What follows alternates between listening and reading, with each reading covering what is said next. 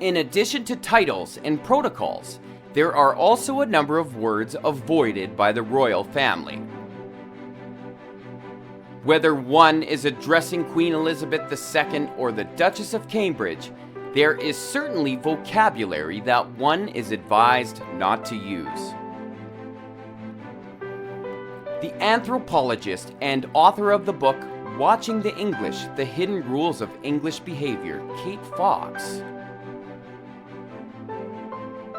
conducted an interesting study on the peculiarities of royalty and identified verbs that should and should not be applied when talking to a royal. Saying pardon is perhaps one of the most common words we say when we don't hear something. Instead of using the word pardon, the royals say sorry or what, so that the person can repeat what they missed. Saying posh is also not a word that is in the royal vocabulary to describe a high-class person. Instead, they prefer to say smart. Posh is only used, ironically in a jokey tone, to show that you know it's a low-class word. Perfume is not a product used by royals, including the Queen, Kate, and Camilla. Instead, they put on a favorite scent. Tea is not the term used by members of the royals to refer to their end-of-day meal. Instead, they say dinner or supper to share their last hours of the day with family. The word lounge is also not part of their vocabulary.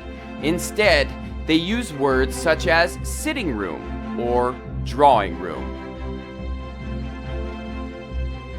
An interesting fact is that they use the word sofa as the proper term for a settee or a couch. Toilet is something the royals will never say. Instead, they say loo or lavatory. Historically, they avoid using the term toilet because of its French origins. Many of us have different ways of referring to our parents.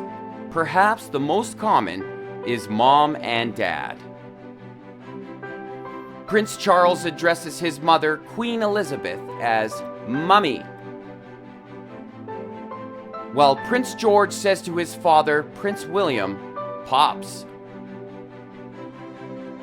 Strange as it may seem, it's not uncommon for each social class to use a certain vocabulary to communicate with each other. What is surprising is that there are certain terms that are familiar regardless of the context or place. Perhaps it's just a matter of habit.